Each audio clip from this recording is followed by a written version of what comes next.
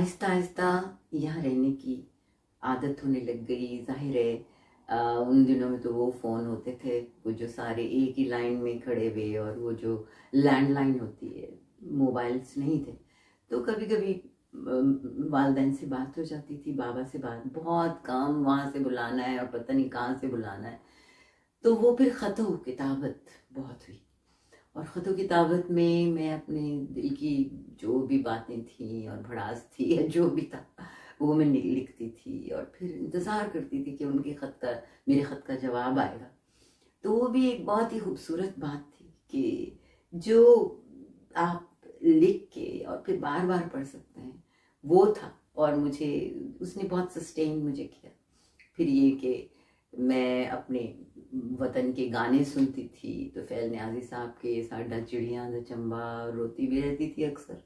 लेकिन ये है कि ये था कि एक माहौल की आदत हो रही थी, और उसका जो एक सेहतमंद एक सराउंडिंग्स थी, वो भी मुझे अपनी तरफ बहुत माइल कर रही थी, खींच रही थी।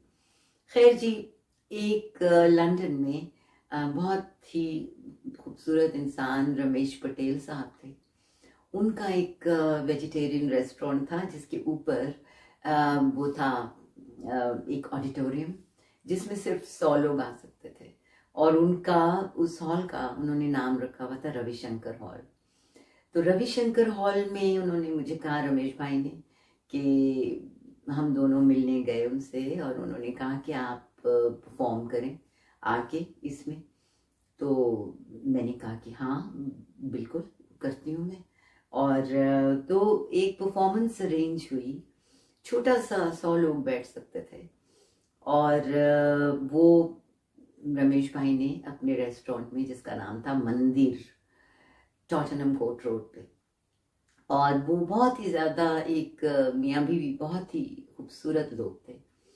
तो बहरहाल जिस दिन मेरी परफॉर्मेंस होनी थी वहाँ पे, मुझे पता चला कि फैज साहब जो हैं वो लंदन में आई में।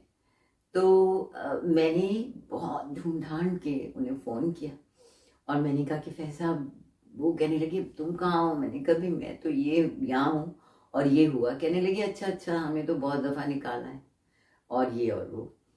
तो मुझे तो उनकी वो चीज़ याद आने लग गई, हम जो तारीख राहों में मारे गए। लेकिन बहुत सी उनकी चीज़ें। तो खैर बहरहाल मैंने उनसे कहा कि मैं तो चाहती हूँ कि आप मेरे चीफ गेस्ट हो। कहने लगे भाई चीफ गेस्ट वगैरह क्या, मैं आऊँगा, और मैं कहीं जा रहा था, लेकिन मैं तुम्हें देखने आऊँगा। मैं तो बहुत खुश हो गई। तो शाम को अब परफॉर्मेंस शुरू हो गई। मुझे तो मालूम नहीं था कि वो आए हैं कि नहीं आए, क्योंकि मैंने तो अरेंज किया हुआ था कि वो उनकी सीट एक रखूं मैं। और उसी परफॉर्मेंस में असल में जाकिर हुसैन साहब भी आए थे, और उनकी जो बहनोई है और बहन खुर्शीद और औलिया भाई, वो भी आए थे। और वो बस खुद ही आके बैठ गए, और मुझे तो पता नहीं था। बाद में मैंने सोचा, परफॉर्मेंस जब ख़त्म हुई, इसमें पोपटकर जी मेरे साथ बजा रहे थे, तो मुझे परफॉर्मेंस जब ख़त्म हुई तो मुझे पता नहीं था। तो मैंने सोचा कि शायद, पता नहीं, मुझे हो रहा था कि फैज साहब आए नहीं है, क्योंकि मैंने तो उनकी सीट आगे रखवाई हुई थी। तो देखा तो पीछे बिल्कुल हॉल में एक जमघटा लगा हुआ है, लोग किसी के इर्द गिर्द बिल्कुल पीछे।